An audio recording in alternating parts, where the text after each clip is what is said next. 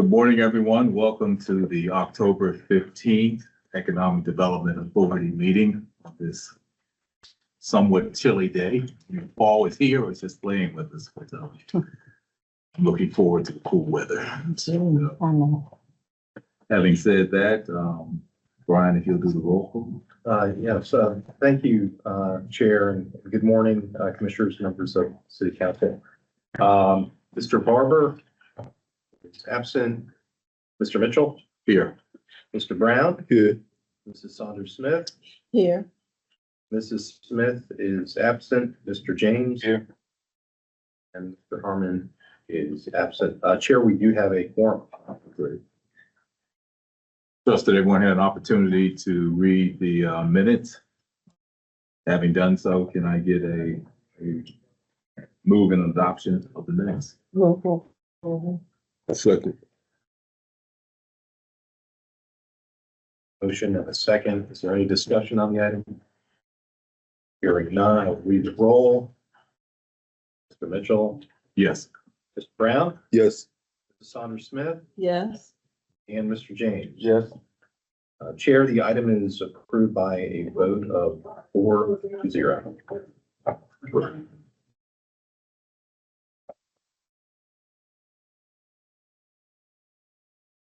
We'll go ahead and get started on our quarterly financial review.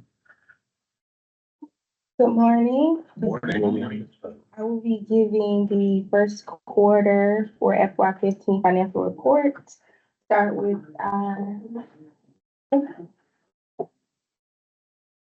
Morning.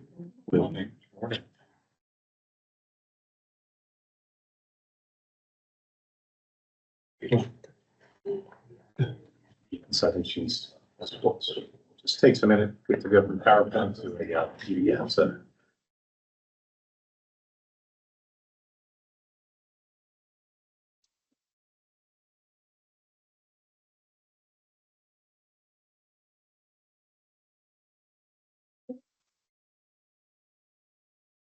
yes, good.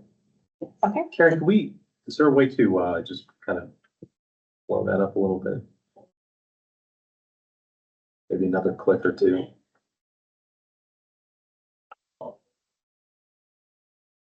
How's that? We make that out. It is also printed at the table as well in front of everybody, so you can reference it there as well.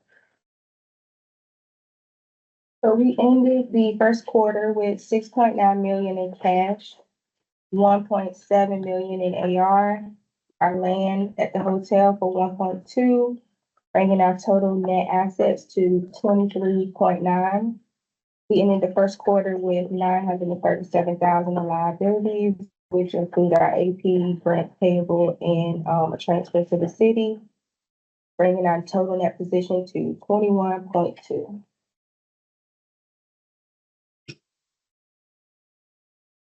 Okay. Our operating revenues for the first quarter so far is 42,450.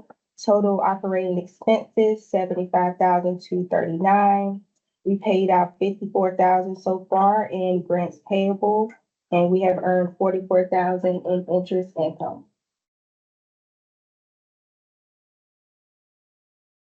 This figure right here represents our year-to-date budget, what we budgeted versus what we've spent or brought in so far.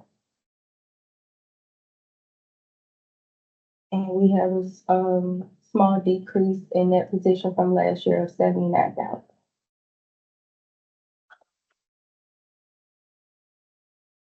This right here is our land held for sale at 13.9 million.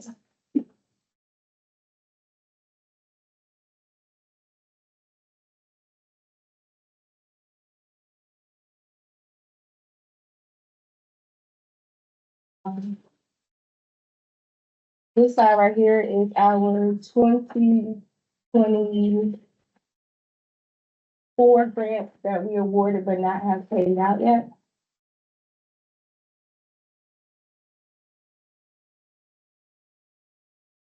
On 200,000 from 2024.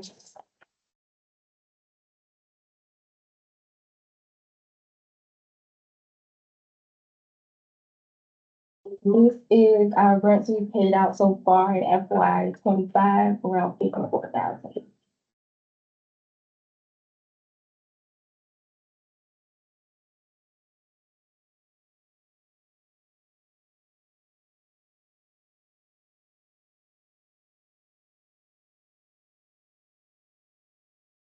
Okay. I just had one question. The, interest income, Yes. 44.5, Mhm. seems relatively low based on the amount of funds that we have. Do you know what they're investing in? Is that just, That's just the annual, well, monthly yield for the bank. I believe it's like 20. Well, I can get back with you with the percentage, but, that's kind of the average for what we've been doing for 3 months. okay, so we're not investing in, CDs or anything like that to your knowledge? Not to my knowledge, that would kind of be a treasurer's question. Okay, My understanding, Chair Mitchell, is, of the two accounts that the EDA maintains, one is an account with Town Bank, and that is earning kind of a market interest, rate monthly. The Bank of America account is, a pooled account with the, city treasurer's, office. And that is an investment account, is my understanding. So there are some other, means beyond just, your established interest rate. So I think that, what we can do is ask for maybe a report from the treasurer on where those revenues are coming from. So this question, so with the treasurer's account, is the EDA's money pooled with other income? That is my understanding. We have, obviously our funds are, in their own account, and but it's kind of pooled with the other cities. Okay, thank you. Well, that would be a good to have him to come just to explain the whole process anyway. About the rate and the other opportunities we might could have. yeah, it's pretty low in my opinion. Thank you. For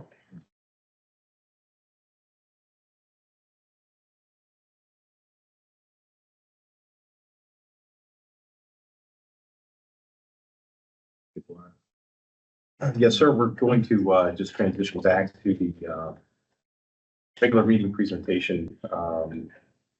And while Ms. Williams works to do that, under old business, excited to provide an update on the Baines Point project there in the 1100 block of High Street.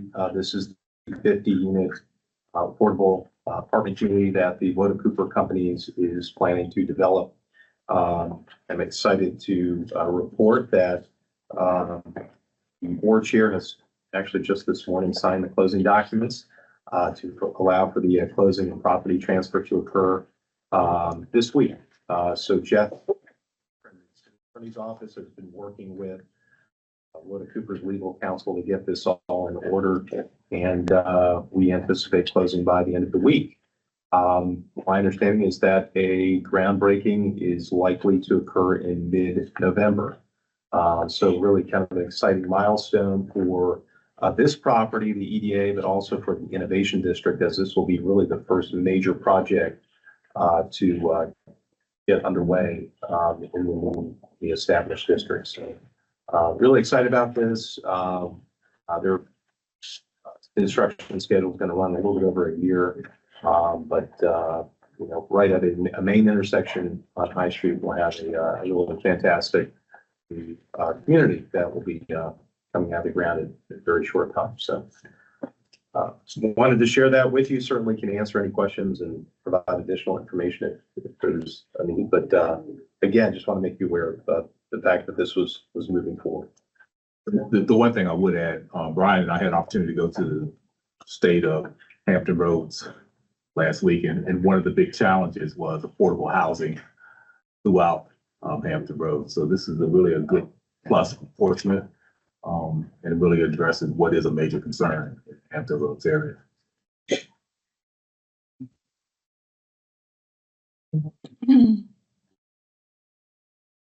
Okay.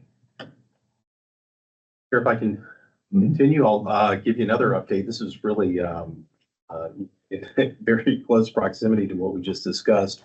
The King's Landing project at 1021 and 1107 High Street. This is the 49-unit townhome development that A4 Development Group has proposed and has been in the process of getting its approvals for some time. I'm happy to report that they have received their building plan approval, their subdivision plan approval, which now allows for their site plan to be approved. So in terms of their permitting approvals in order to close, they have all been met. We are now waiting on documentation of the developer's financing, which is supposed to be provided this week. And that will trigger now the closing period to commence. So there is a 30-day period provided in the agreement for the closing to occur. So very excited about this. This is literally across the street from the Baines Point project.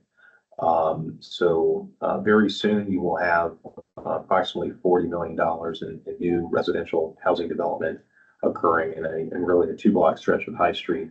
And at the very at gateway and entrance to the Innovation District. So I'm happy to report that this is also, it appears, moving forward. So we will be back before you at your next meeting with another update. And my hope is that will be that we are fixing as well at that time. So. Brian, could you just speak to the group on how the building's going to go on King and High Street? Yeah, so the developer's plan is to develop both the King Street and High Street sides of the property simultaneously. They had initially looked at starting on King Street and working down to the end of the block. However, it looks like they're now going to build on both sides. That's their current plan. So that you will actually see the development moving down High Street at the same pace as King. Again, the groundbreaking should occur almost immediately after closing, so you'll see some site work taking place out there. I think the timing is good for this to be moving forward now, as we're seeing interest rates beginning to come down.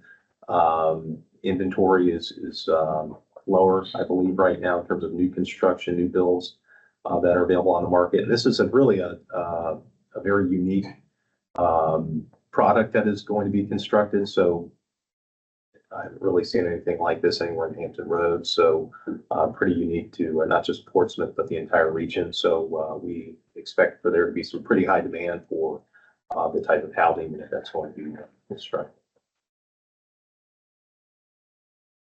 Very exciting. Yes, it is. Hey, hearing no questions, I'm going to jump forward to the property update. We've been meaning to kind of run through these. I know we've kind of touched on properties individually over the last few months, but we wanted to kind of run through the entire list of properties that are currently under contract. This does not include all the properties that have been marketed that you own. I'd like to bring Harvey and Lindsay back in November to have them provide an update on their marketing of the properties. But this is really a report to kind of capture what is currently under agreement or what has been occupied, just to give you some updates on activities and how things are moving forward. So the first property is 219 Pavilion Drive. This is adjacent to the new Frito-Lay PepsiCo distribution facility, which is still, believe it or not, in the process of getting up and running. They've been making a ton of building improvements to their yard as well. And they are staffed in the building now, but they're really still kind of ramping up operations as it is relocating from their current Chesapeake facility. The property owner that has leased to Frito-Lay has this property at 219 under contract, and they do have a closing deadline, which is the spring of 2025. I believe it's April 15th. for them to obtain all of their necessary approvals for the development of 219 Pavilion. It will provide for expansion of their yard area as well as the building, their loading dock. They're currently also looking at a fleet services facility so they can manage and maintain their fleet on premises. So that is being looked at as well. And we are on schedule to close. We do have one issue. We're meeting them out on site tomorrow to discuss, which is a box culvert that provides some drainage through the area. It's pretty significant. And we're meeting with the city engineer this week to assess that condition. But again, April of 2025 is the closing target for this property. 710 Lincoln Street. This property is under contract with Big Homies. They are planning to construct a youth services facility on the property. So it will include an indoor gymnasium to provide for after-school recreational programs, as well as office meeting space for the services they provide in Portsmouth youth.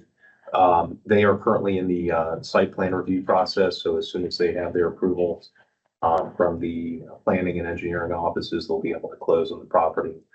It is a small site. The picture is a little bit misleading because it looks like a large grass field, but it's really just a portion of that. And there are some challenges in fitting everything on the property. As it relates to the building, parking, and stormwater requirements. So they've been working through that. It's taken a little bit longer than we expected, but I do believe they're moving towards the end of that process. So as soon as that wraps up, this will be able to move forward with closing as well.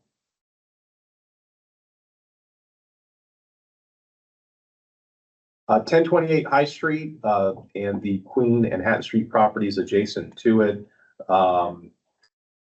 I think commonly referred to as the Holmes properties, which the EDA closed on back in July. We have been working with a engineering firm to obtain a proposal for the demolition of these properties, which is being prepared as we speak.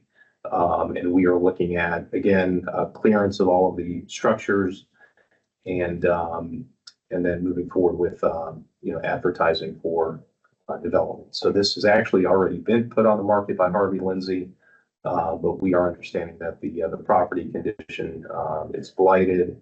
There's some structural deficiencies. So due to that, they really need to come down, especially with the investment that's happening across the street and adjacent to the site. Really need to get these cleared.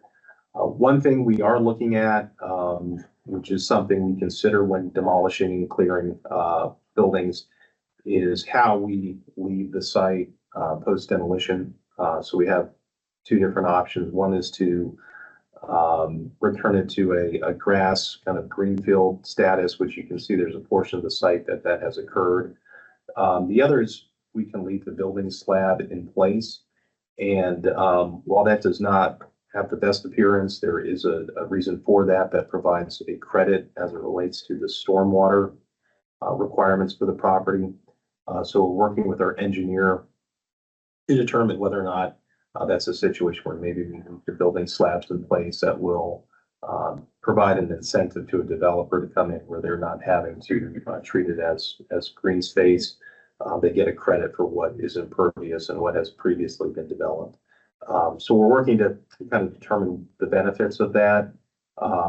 And we would likely go one of those two directions. While the grass looks great, we kind of lose the development credit for that.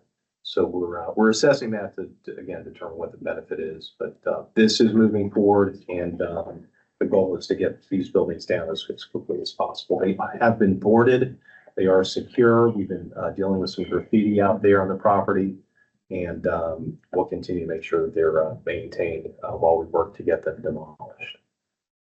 Brian, I think the big issue is going to be you have King's Landing, which is going to be going for what, about 310 homes looking across at that. I don't have an answer, but if there's any way we can do something that doesn't impact his ability to sell units, certainly be something I'm sure he would appreciate as well. How is it being marketed? So at the current moment, So Harvey Lindsay has listed the properties. They were listed after we acquired them, in their current state. in the current state, okay. You know, they're being shown, as they exist. And, we haven't received any offers, that I've been made aware of yet.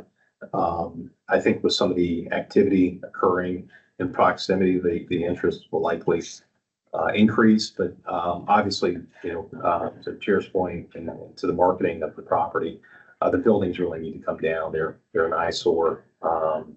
And certainly with everything that's going on, they're not helping in their current state. And if, you know, if they're demolished and we determine to leave the building slabs, we'll make sure that they're, you know, in a clean, presentable state as much as they Do you can. know how much acreage is in that property? Great question. I want to say it is just over an acre. Just over an acre. It's got kind of an oddly configured shape to it because of the old rail line that ran through the property. You can see that's why there's an angle at one end. But certainly there's enough land there to support a development of some size. Have we- I'm sorry. I was gonna ask, have we talked about what type of development that we would like to go there, considering the, you know, all the apartment units and that are gonna be surrounded it, you know, maybe we need to attack it, we're looking at what we want to go there. I think we're going to address that, and I just got to do a little bit more work before I present to everyone. But just thinking it through, I think we will do some research in terms of what makes the best sense from our perspective, and also from the study that was done recently for the Innovation District from the citizens. They also spoke to what they would like to see.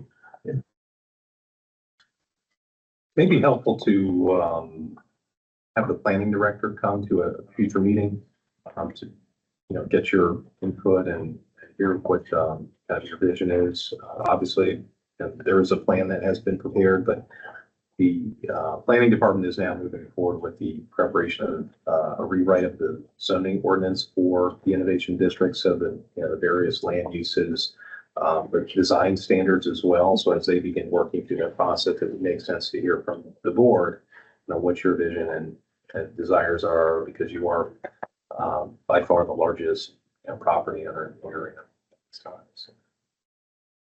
Has there been any kind of cost analysis as to what would be the difference in leaving it as a green space as opposed to leaving the concrete slabs there? Leaving the concrete slabs there kind of forces any new developer to build in that footprint as opposed to having a green space where they could just start from scratch. So has there been like a cost analysis and a benefit? What benefit does the city get from leaving the slabs out there? I know you said there's a credit for the developer, but is there a credit for the city as well?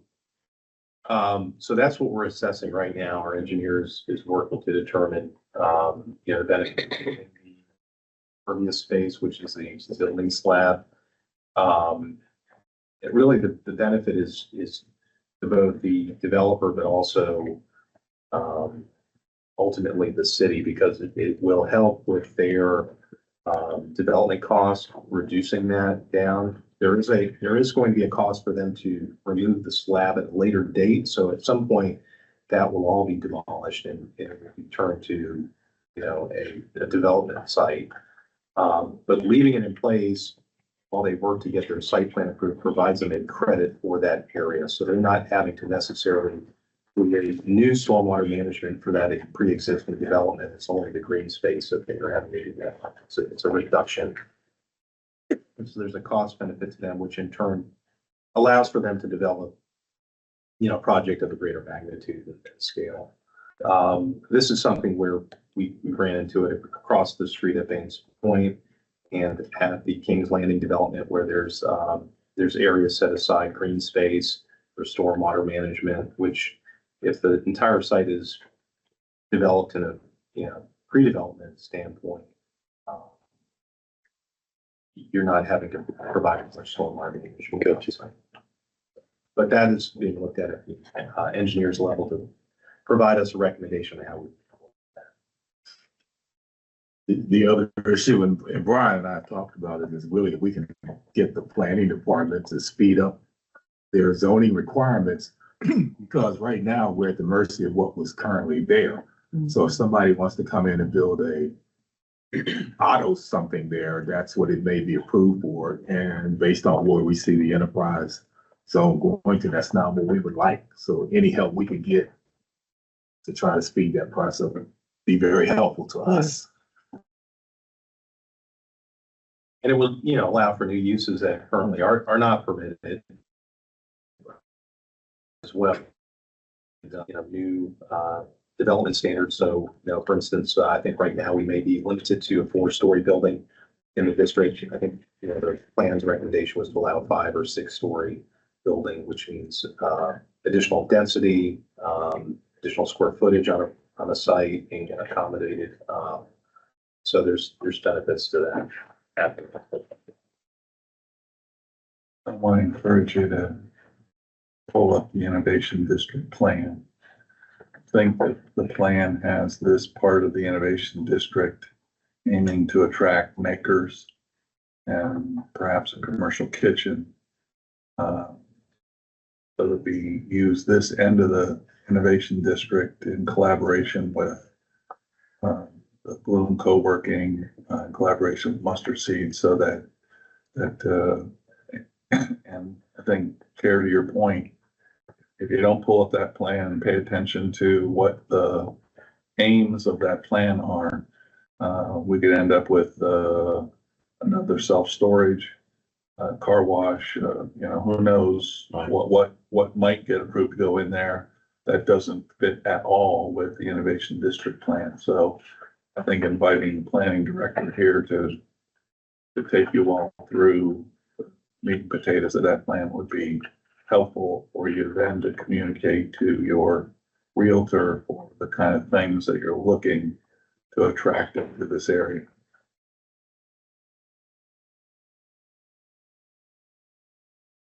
And that works fine. The problem that we're having is when we own the land, we kind of can control where it goes, but if they purchase it from someone else, then they can put in what the whole criteria was, and that's what we're struggling with as well. We have a piece of property that we may be impacted by that. And so unfortunately, City Council spent an extra month thinking about approving the plan. And so now at least that's been through council, and the planning director has the green light to go do the work that needs to be done, with the hope that they get that work done before something plants in there that is a wrong fit.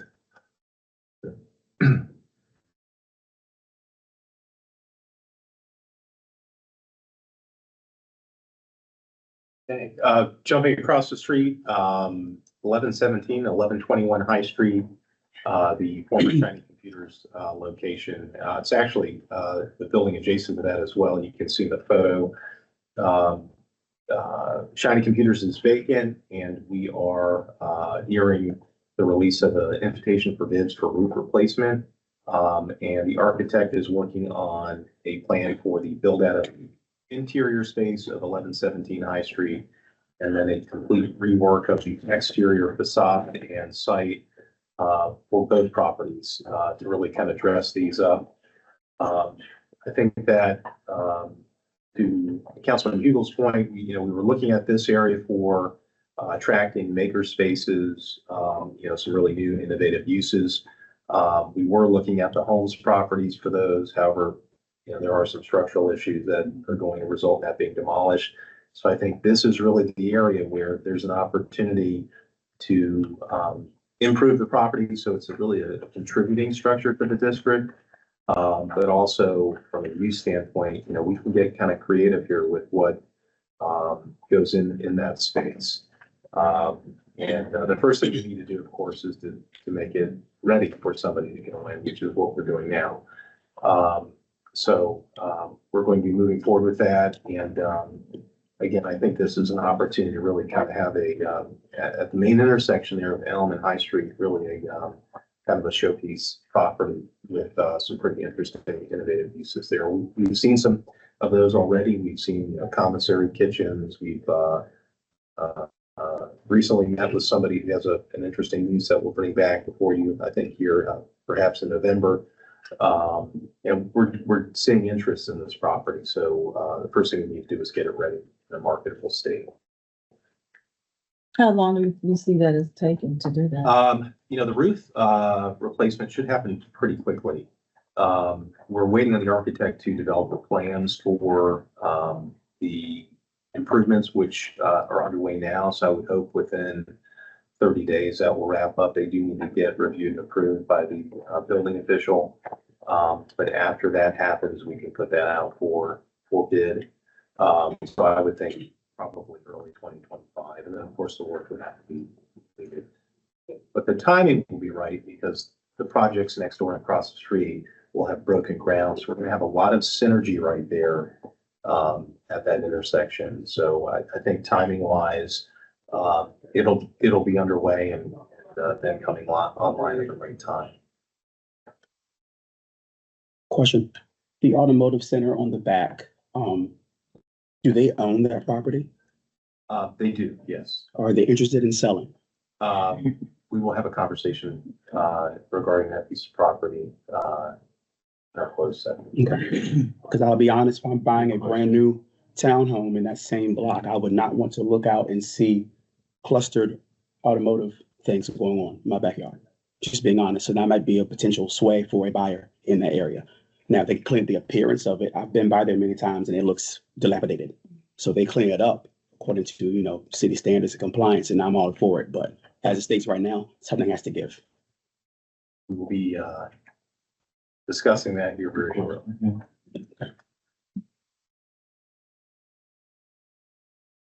301 Columbia Street.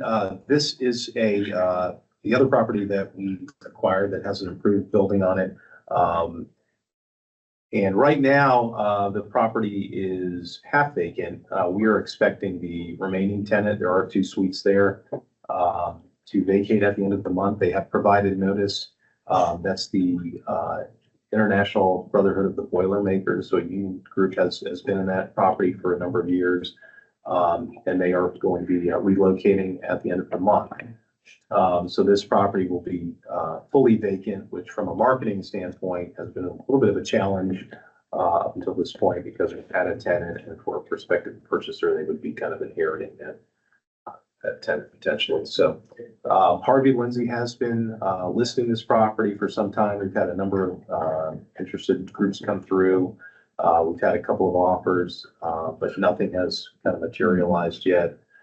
So really kind of working to figure out what we're going to do here. The interest has slowed a little bit over the last few months, but with the building being fully vacant, I think we'll have a greater ability to market the property very soon in November, in fact.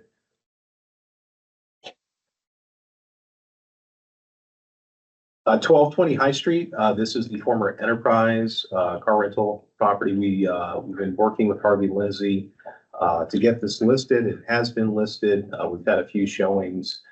We've made some improvements on the property. We've got a few more to make as well. We had to have a tree removed that was at the backside of the property. Many may not realize this, but it's L-shaped, and in fact, it actually runs behind the 7-Eleven there on High Street. So it's a larger property than it looks from the street. We've had some prospects come through. In fact, I think Chris Tillett of our office met somebody over the weekend to show the property. So we do have some interest here and hope to come back before you in November with potentially a good lead for this building.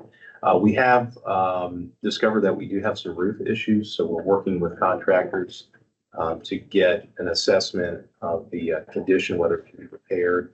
At this point in time, 2 that we've spoken with said a replacement looks like it's warranted, so we're working on that as well.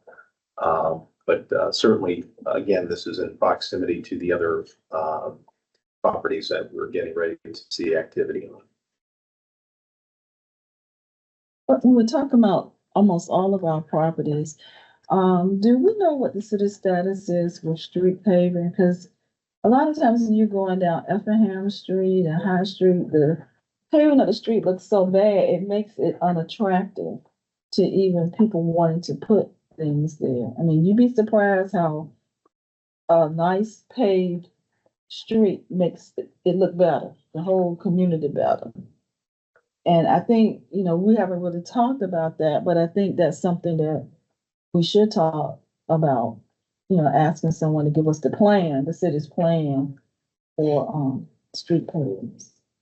We can look into that. I don't, know their paving schedule. I will say High Street is probably, in terms of repaving, probably at the bottom of the list, considering the fact that the Raise grant is going to redo the entire street, at which time, at the end of that, it will likely have a whole new look, including Right. fresh coat of asphalt. Right. So But Uh, Effingham Street and, we can certainly check with the Public Works Office to see what their paving schedule is.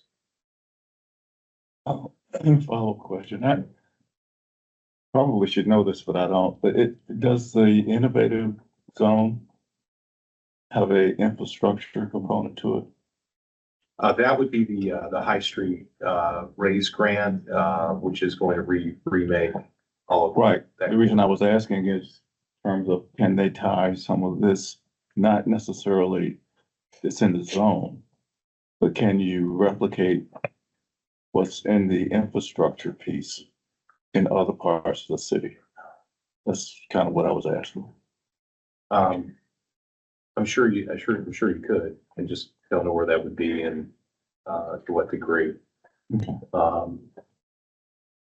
The focus for the Raise grant has been to extend the streetscape from Old Town through the Innovation District, but it's possible that could just continue on further beyond that. But where I was going, I don't know if this would be aspirational, quote unquote.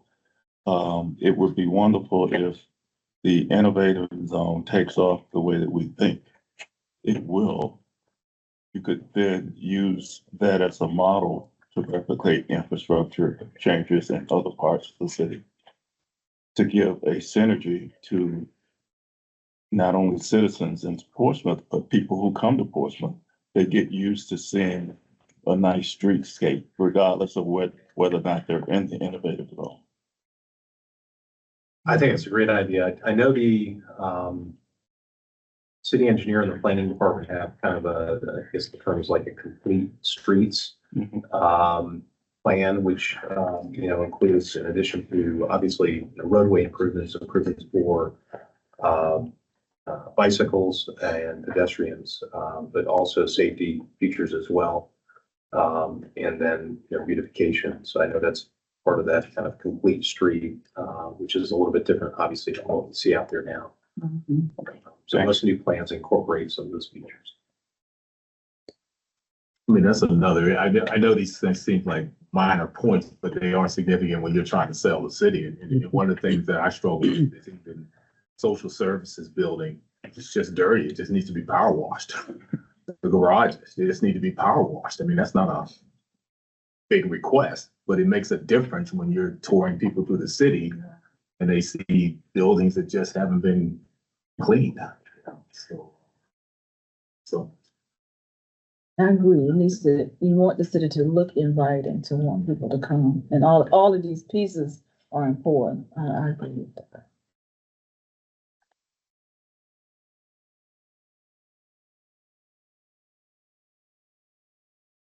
Hey, getting kind of towards the end of the list here, 700 Crawford Street. This is the property that's under contract, Reading Company. And I believe we've just recently amended their agreement to provide them an extension through the end of the calendar year to move forward with their site plan development, as well as the necessary subdivision plat document. So this will be a 44 unit market rate apartment community that will be phase 2 of Harbor Vista, including 1, 2, and 3 bedroom units there. So this is moving forward. I think we shared some renderings and things last month, but excited for that to be progressing as well. Brian, do we have any place that tracks the increase in housing. So if we looked at what the housing numbers were in 23, 24, with what we project in 25, is there a point that does that? In terms of units or values or, I would imagine that, through the building official's office, we track permitting. So we know how many, permits have been pulled and for how many units and the type of units, whether it's a single family residential or a commercial property, multifamily property. But I will also say that, since he's here in the room, I believe, Mr. Edwards, our city assessor, tracks that information in his office as well, quite closely. So that's what he's saying. Steve, if you have any, then you want to share, feel free to jump in. Off the top of my head, we can get it. Yeah, I would imagine it's going to be pretty significant over the last 2 or 3 years, just based on what we talk about here. So it's good.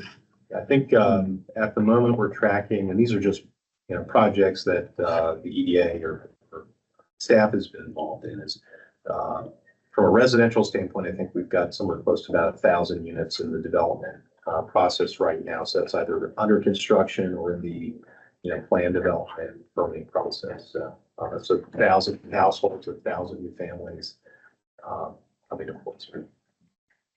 Is that including Woodland Park's expansion, their phase 2?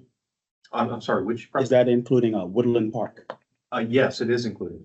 That's 197 alone right there. the phase 2 is, or the whole project? Well, what's been approved and under construction today, which they just kind of moved on to the second half of the site, so that would be part of that 196. Nice.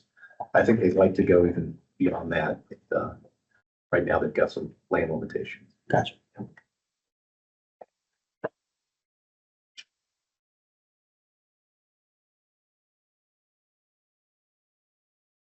Ready to leave this? Yep. Okay, moving on to new business. I am pleased to hand the floor over to Lisa Winston, the Executive Director from the Portsmouth Redevelopment and Housing Authority, who is here most months, listening to all the things that the EDA is doing. But we wanted to make sure that our partners at the Housing Authority had an opportunity to share the work that they're doing as well, which is quite substantial. And Elise has agreed to provide you all a presentation and update this morning. So Karen is transitioning to that. And Elisa, I'm going to turn it over to you. Good morning and thank you. Unlike the chair, I'm not ready for the cold weather, so it's cold today. So before I give you an update on what Portsmouth Redevelopment and Housing Authority is doing, I wanted to give you a little background and history of the authority for those that are new to the board and maybe not quite sure what we do. So I'm not sure why the words are displaying at the bottom. It's throwing me off a little bit. You can imagine. It might have been something I inserted when I did the PowerPoint. I'm not sure, but it's throwing me off a little bit. So the Portsmouth Redevelopment and Housing Authority is an independent political subdivision of the Commonwealth of Virginia, created in 1938. And we were the first housing authority in the Commonwealth. I say that, many opportunities I get because I think that is important enough that we're the first housing authority that was created here in the Commonwealth. We have a governing body, which is the Board of Commissioners, and they're appointed by Portsmouth City Council. Funding for our areas of operation of redevelopment and housing are funded primarily from federal government. So most of our funds come from HUD. We also get funds from the state via Virginia Housing Tax Credit, and we also get private resources. So I just wanted to point that out because a lot of people think that we're under the city or we're entity of the city and we're a public independent entity. So we're separate from the city. We currently manage over 1,100 units of affordable housing in the city, and we also administer over 1,900 housing choice vouchers in the city as well. So I'll just show you a little bit of our communities and the work that we've done, and I'll start with Lexington Place, which is our newest project, and that is 72 units of family housing there. And then after that, I'll share with you our Seaboard Square community. For those that are from here, you probably know that as Jeffrey Wilson, the former Jeffrey Wilson Community Site, and that is 221 units of family housing on that site as well. Next, we have Dale Homes, which is our largest housing development, and that consists of 296 units of family units. And when I say family units, I mean a mix of, seniors and family housing as well. Westbury Cottages, that is 16 units of senior housing and disabled housing here in the city of Portsmouth. And we also have the next three properties you'll see is in Westbury. And for those of you who are from here as well, you will know that as a former Otta Barbara community as well. And Holly Square is 59 units of housing there on that site. And then we have Westbury Pine, and that is 58 units of family housing. And then we have Westbury King Square. Now, within our Westbury community, you will see a mixture of rental and homeownership units as well. Phoebe Square is our senior property, and that is 122 units there as well. Hope Village is 48 units, and that is family units as well. And then finally, we have Hamilton Place, which consists of 168 units. So as you can see from our portfolio, most of our properties look like traditional market with the exception of Dale Homes. That is what I consider, even though it's not considered public housing, it's your traditional look of public housing. And so most of our properties are very much in line with market units. And in fact, we get a lot of residents from the city of Portsmouth that come in to want to live in our communities and not understand that, it's owned and managed by the housing. Any questions on that development? Current development? So let's talk about what we have in the works. Lexington Seniors, that is currently underway. It is 105 units for seniors, 62 and up. We will have on-site amenities there. We will have a computer lab, an exercise room, a community room. Total development cost for this project is a little over $34 million. And the construction started on that project in January of this year. We're looking to complete that project in summer of 2025.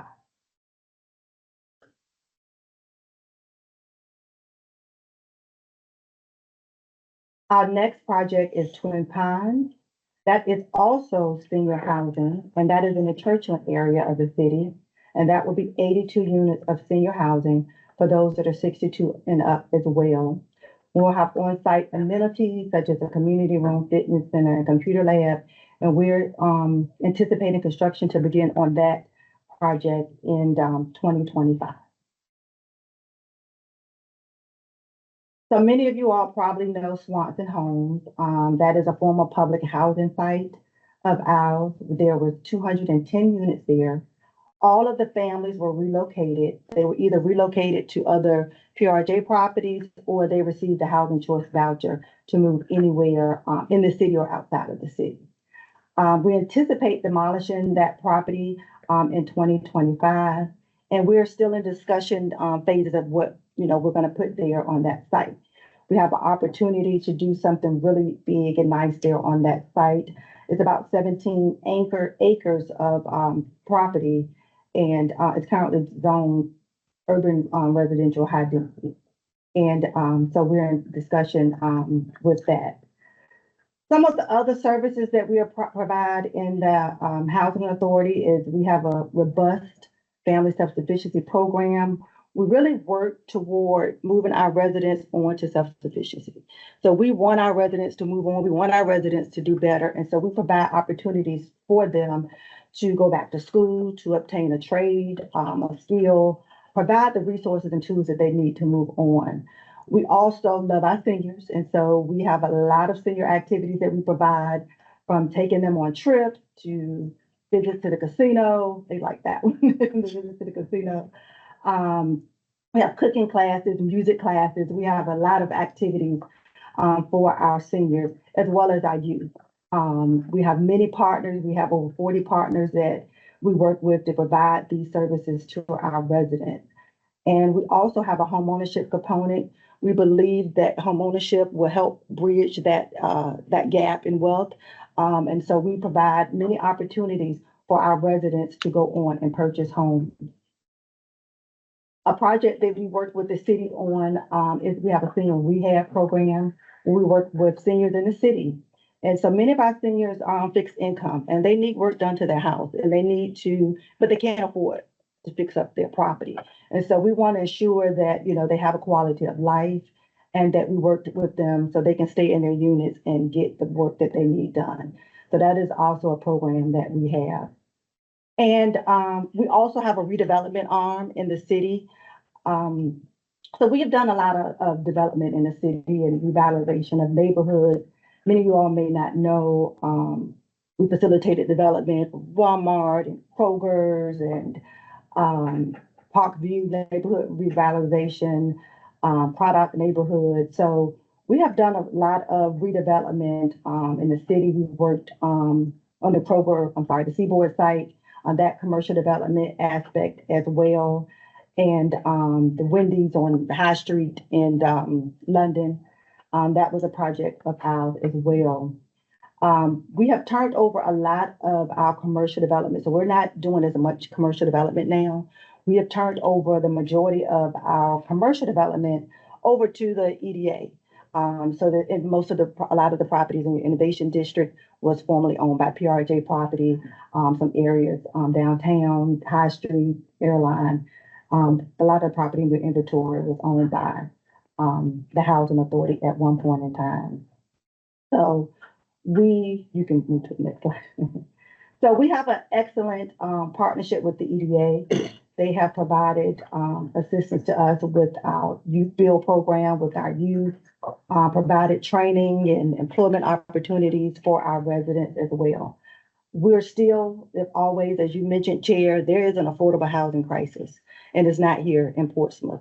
So we're always looking for land. And so if you have land in your portfolio or inventory that could be used for housing, that's certainly something that, you know, we would be interested in.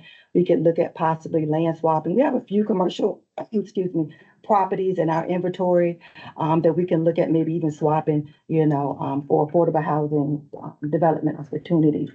You have the average price of two-bedroom units between $1,600 and $1,800. That is a lot. So we're talking about our working poor. And just to give you a point of reference, the income limits that we look at primarily, even for our Section 8 program, we look at those residents that are 80% and below AMI. So for a family of four, that is about $80,000. So we're talking about working poor. We're not talking, folks that are making 10, 15. These are folks that are making $80,000 that are eligible for our programs. And so we have to work with them. We have to build more affordable housing. The rental market is definitely outpacing the wages, here. So it's not keeping up. And so we have to create opportunities to allow our families to live in affordable housing and create opportunities for them. Any questions on any of our upcoming projects or anything else that the Housing Authority is doing in our city? I'll be glad to answer. So, one question, I'll try not to take too much. The first question is just looking at the buildings that you're building. And on the surface, they look good, but are you guys doing any innovation like with solar or air turbines to reduce the cost of utilities in some of those units? We will be looking at that. We have not done that. In earlier development, we owned the property at Effingham Plaza one time. They had the solar panels. And the maintenance and upkeep, was very expensive for that. So we have to find a balance, when we look at those new innovative designs, also that we're able to maintain that cost and repairs as well. So that is something that we will look at to keep the cost down. Most of our properties are energy efficient. We also, in some of our properties, build earthcraft standards. So the utilities are really, really low for the residents that live in our properties. And then my last question is, I go to the city, I see a lot of housing that if renovated, Mhm. could become a resource for people looking for either apartments or homes. Do you guys get involved with the renovation of existing properties at all, or is that something that's? We have for homeownership opportunities, in Parkview and the Craddock area as well. Not for rental per se, but, certainly we're always looking for landlords to participate in our program. So that's an opportunity for us to provide affordable housing. If we have the private landlords invest in these properties and then put them on our list for our residents, to be able to choose from, that would be beneficial to us. So we're always looking for landlords and properties. When is the Swanson demolition begin? We're looking to demolish that property next year.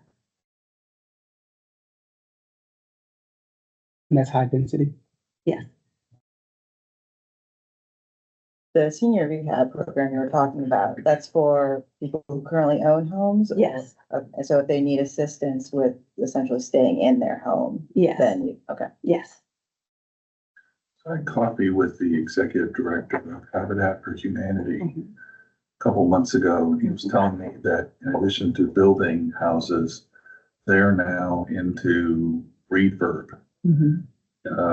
And so I wonder if you've talked with them about perhaps pulling them into the senior refurb program and maybe a affordable resource to get work done, because I think Habitat is having struggles finding properties Mhm. to build Habitat houses on, which is why they've kind of branched into this refurb area.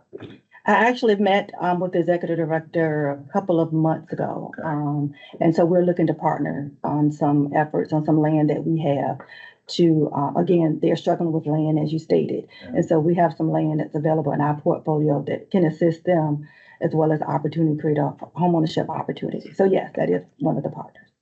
And a couple Saturdays ago, I was chatting with someone who indicated that they're partnering with you to put people into the Skilled Trades Academy to learn carpentry and HVAC and whatnot, because I know you've had trouble just finding people to come and do the maintenance that needs to be done on your places.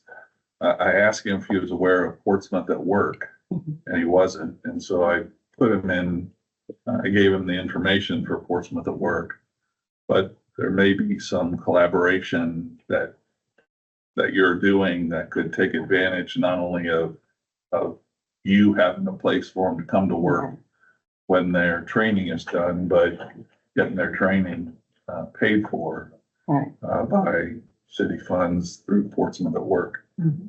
Absolutely. We're interested. I also met with some staff at the TCC Trades Academy maybe a month or so ago, also as a resource to gain employees. We need, those trades at the Housing Authority. And so we're looking to partner with them. So once the folks, graduate and they complete their certification, that we can interview them on site, and look at it, bringing them on board at the Housing Authority.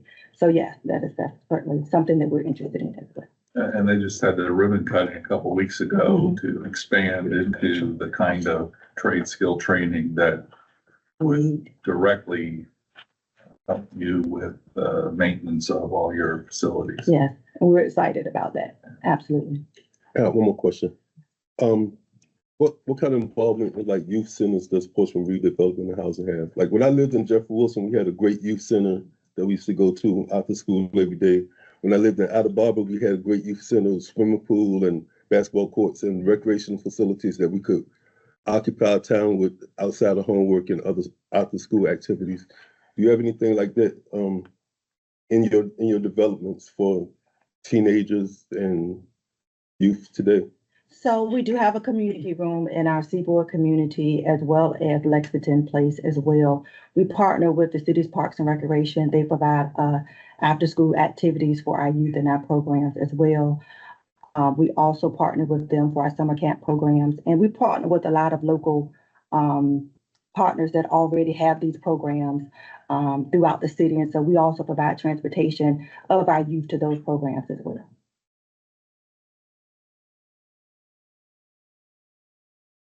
Do you guys partner with any medical institutions like Bon Secours, Centera? We have worked with Centera. They actually provided us a grant to work in our properties to aid at mental health, awareness in our community as well. So we do work with Centera. Well, I learned a lot. I didn't realize, quite frankly, I didn't realize that you guys were involved with that much housing in the city. So it's pretty impressive. Thank you. Yes. Good job. Just a quick item of note, as it relates to, youth services and programming. So Portsmouth at Work, Ms. Briggs, has partnered with the Housing Authority in their Youth Build program. So the Housing Authority was successful in getting a Youth Build grant from the federal government this past year with them. That both PRHA residents, so youth, high school age, enrolled in that program as well as Portsmouth residents who are not PRHA tenants. So we've kind of come together to stand up that program here locally. We did it a year ago. It was in Newport News. That was kind of a long commute for a lot of people. So we were successful with partnering with the Housing Authority. They got it here. And so now they're getting education in the skilled trades so that they can go on to get employment after high school. So when you say we got it here, the training is here at TCC or where? both the funding and the training, do you know where the training is? It's at TCC, but he was saying we had to take Portsmouth residents to Newport News. Now they don't have to go, they can take youth field trainings in Portsmouth. But yeah, the training is at TCC. So we received a Department of Labor grant, youth bill grant for that, and we appreciate the partnership, with the Housing Authority. And so, so our residents attend the training, the youth attend the training at the TCC trades. They also work with them on their GED aspect of it, and we work with them. And we hired tutors as well to assist them with passing the GED test as well. I think it's what's interesting to me about housing now is that you used to think of housing, affordable housing as being low income housing, and it really isn't when you're talking about incomes of $80,000 for a family of four. So, so definitely affordable housing is a needed thing, and we should definitely focus on our families in Portsmouth not only being able to rent, which the rent is, like you say, so high, but to own properties. So I think that's important that, that you are doing that to make sure people understand what affordable housing is. I'm very impressed. Thank you. Thank you. The RHA has been doing a lot of work, and they were doing it 1938. Yes. The first to do it. I did The not know first to that. do Yeah. And it's not just, really the affordability of the housing, it's the quality of the housing stock as well, which, I think we probably have a lot of affordable housing in Portsmouth, but what's the quality of that housing stock? Yes. And that's where the Housing Authority has been, providing new, modern, quality housing that has an affordability component to it. So that's really, both of those things are really critical. Yeah. I have one final question. Have you guys looked at, I know, resources are kind of slim and, you may have problem with infrastructure with, maintenance things and whatnot. Have you guys looked at London Oaks, possibly acquiring them? I just feel like they don't have the same standards I feel like you guys have streamlined over the years with, standards for even tenants and just abiding by certain rules and just how things should look. I'll be honest, it's an eyesore and those residents deserve more. And I feel like under PRHA, it would really streamline our affordable housing under one unit where everyone has the exact same criteria. And that's a very large project community that, as I know, is privately owned. And That's true. Right. I have not had discussions with that. I'm willing to come to the table, discuss that. yeah, But there's a not lot. as of yet. Yeah, there's a lot that goes on there. I know because I used to teach many of the students that live in London Oaks, and they have so many issues that they should not have to go through. And I feel like those things are through simply policies and procedures done by by an overarching Right. agency, which they don't have here. Right. And they're owned by the exact same company that owns almost an identical property in Richmond. They look identical. One is in Richmond, one is here. And they have the same issues in Richmond as well. Joe, I did not hear all of that. Could you just say it again? I didn't hear it. Is it a housing area? It's London Oaks. London Oaks. So London Oaks is a very large subdivision, but it's privately owned. It's, it's low income housing, but they don't have the same criteria or expectations for tenants and just maintenance and all of that from an overarching agency because they don't even live here. Like they have no reason to have a seat at the table for Portsmouth because they don't even live here. And they operate a property in Portsmouth. Yeah, that's a good point. Never thought about that. Yeah. Maybe, yeah.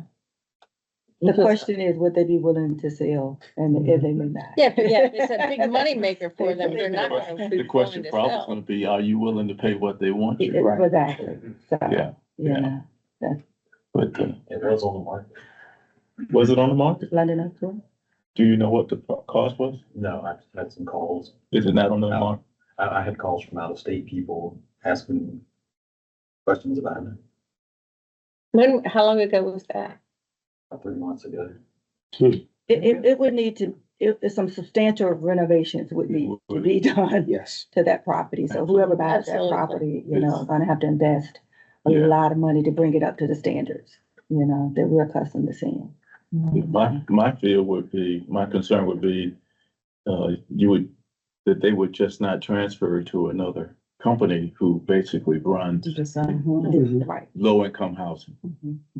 And that would be really hard pressed. Maybe that could be a city and a PRJ project to look at purchasing. I mean, it's for the overall city. I mean, to get that up to some standards, Absolutely. and, maybe that's the partnership that should occur. I think my biggest conflict with London Oaks is that I know it was temporary, but we put kind of a Band-Aid on the problem of the crime that goes on there with putting this large 9-foot fence around the property. Yeah. That sets a tone for the resident that Right. lives there and whatnot. And it really makes it look like it's, affordable housing. That's what we're getting away from. You look at your properties now, they don't look like that. They look like, as they should, regular housing, Mhm. just for affordable income. But that comes from, there was crime, so the city put up this fence, but they didn't fix that. It was really a tenant issue, that they were not checking things and letting anyone move in, and anything goes on the notes, and that should not be. Yeah. And it's a very large project. Many of our students in PPS go there, and they shouldn't live in those It is a conditions. serious issue. It It is, really yeah. is. Good point. And they've had, Parks and Rec was out there, we pulled out, we've condensed because the kids weren't coming, but it was simply, there was no buy-in. It needs a whole different perspective. Just like when Academy Park was around, wasn't that a partnership with the city Which for one? Academy Park? That's near where the casino is. That used to be a big, huge, housing project. Oh, that was huge. It was a huge Yeah, my project husband grew up there. and it was a partnership that purchased that land.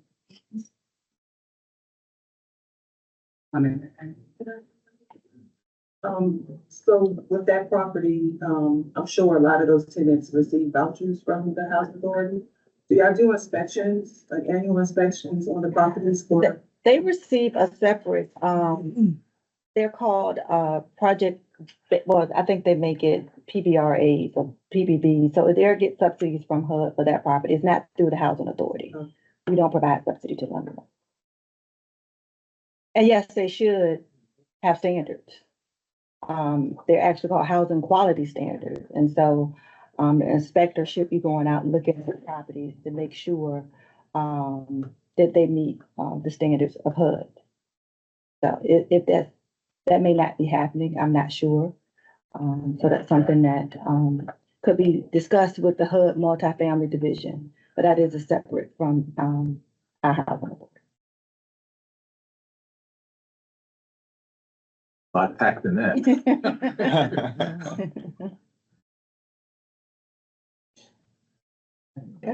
Mrs. Winston, thank you again for the You're welcome. update and for all the information, the work that you and your staff, your team, I know it's a team effort there.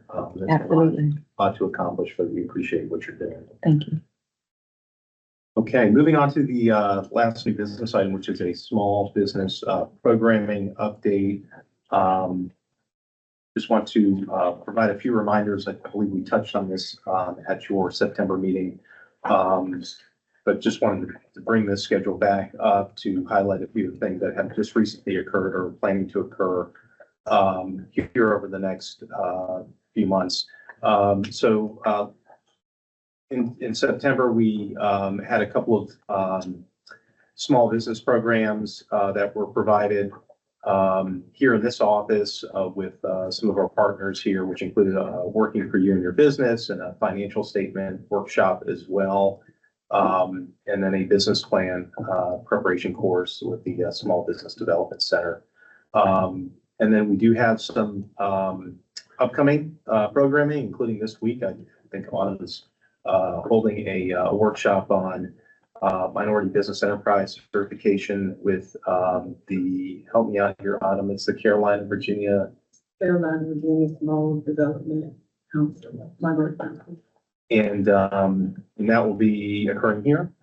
So those things are, incorrect. So the MBE certification is October 29th, and the SWAM DBE certification is just Wednesday, October 17th, with small business supplier diversity. So my apologies, those were flip-flop there. So they're both being held here Yes. at this location. And then looking further out into November, the weekend of the 7th is Black Diamond Weekend. That's a Black brand event, and the Economic Development Department and EDA have partnered to sponsor that. And that will be a week-long program, and we can circulate, I think, the agenda for that if anybody has an interest in participating. I think we have a few open slots if you're looking to do that. And then just the last two, as we look to kind of close out the year and launch into 25, just to let everybody know that the Balloon Market, which is the pop-up retail shop that the EDA helped to sponsor as a pilot program, that's going to be wrapping up at the end of the calendar year. What we will be doing is having Michelle Wren with the Portsmouth Partnership and Bloom come in at your November meeting just to kind of give you kind of a year-end kind of recap on that. At this point in time, I think there's a desire to launch it again next year, but there, is a discussion that needs to be had about how that's funded, kind of what their status is with regards to that. So we'll look at having Ms. Wren come at your November meeting to provide an update on the Blue Market. And then the last item is a new contracting institute that we are partnering with the Hampshire Road Small Business Development Center on, which is the Procurement Contracting Institute, helping small businesses that are looking to do contracting work with a locality, the state of Virginia, or the federal government, helping them get trained and prepare to bid on contracting opportunities, but also deliver on them as well. And that will be an 8-week program. They will be coming in for half the day, once a week here to get training for that. This is kind of in connection with the disparity study and the needs that were identified within that document. So you all have agreed to sponsor that, and we'll be kicking that off in January.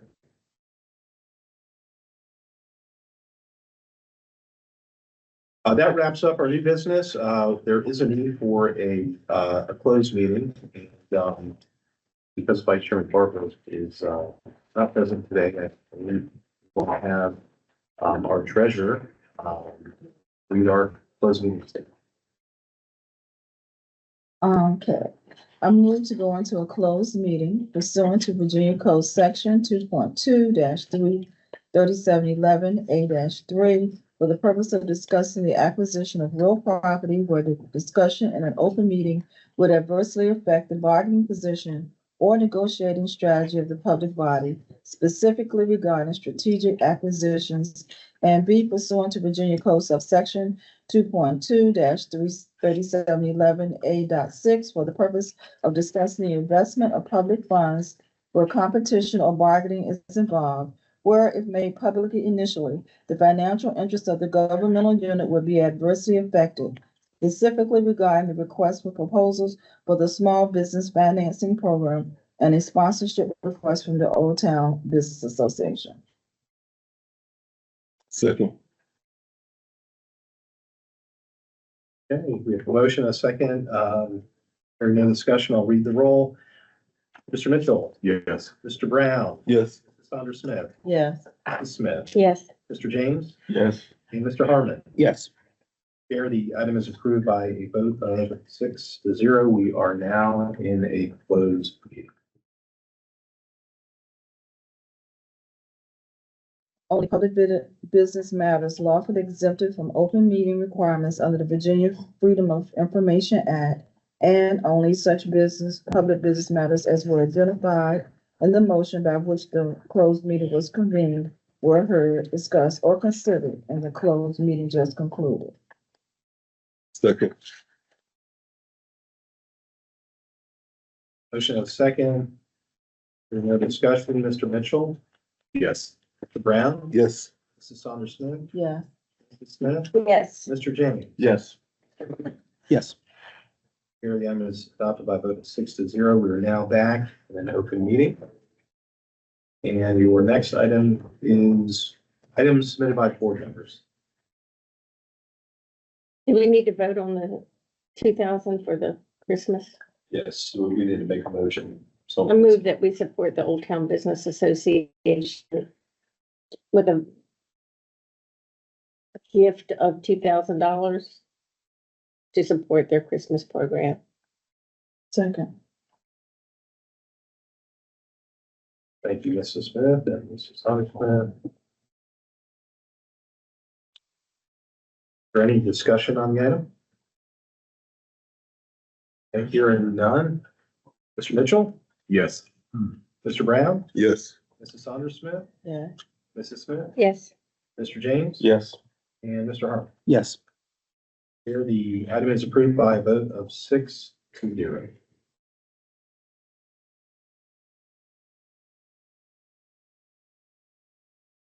Okay, are there any other items submitted by the board?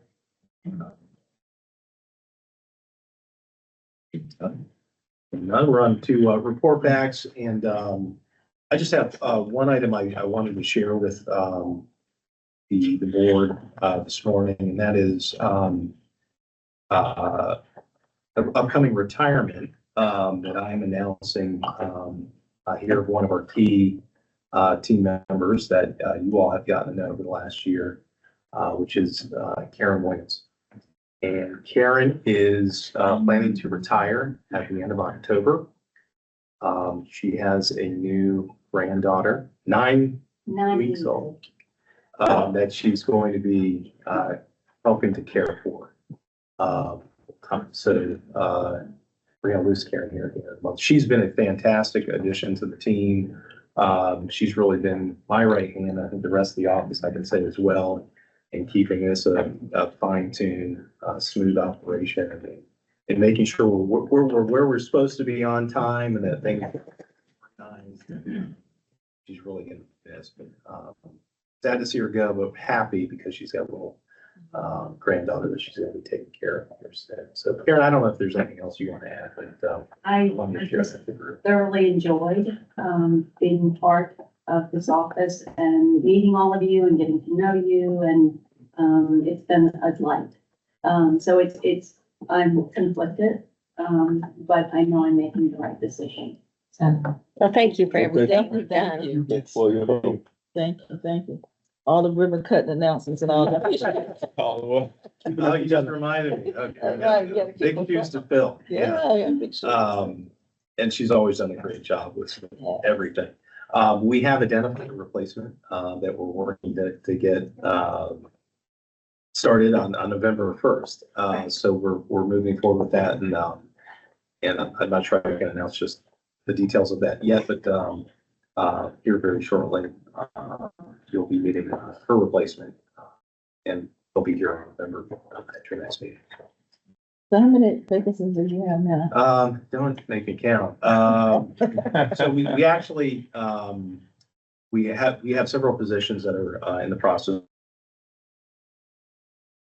So the administrative coordinator, one position, which is here at Portsmouth at Work office, that a candidate has been selected. We're in the process of extending an offer letter there. We have a business development specialist, which is taking Mrs. Tracy's former position. We've extended an offer on that as well, so we're working to staff that up. And of course, we've got the position that Karen will be vacating. So that leaves, and of course, you weren't here at the last meeting, the real estate development specialist has been filled. That's Julie Chop. She moved from the planning department over to our office about a month ago, fill that position. So I'm counting here, my mind isn't going through these. We'll have just two positions here by the end of the month that will be open. One is the assistant director's position, the other is the grant administrator position. Am I leaving any others out? No, that's not. So we'll be down to just the two, and we're working diligently to have both of those filled by the calendar. So we're getting close. It's been a process. So hopefully, at your November 19th meeting, which is your next meeting date, you'll have some new team members here to and to help support the efforts. I'm looking forward to that. That's all I have. Thanks, everyone. Good meeting.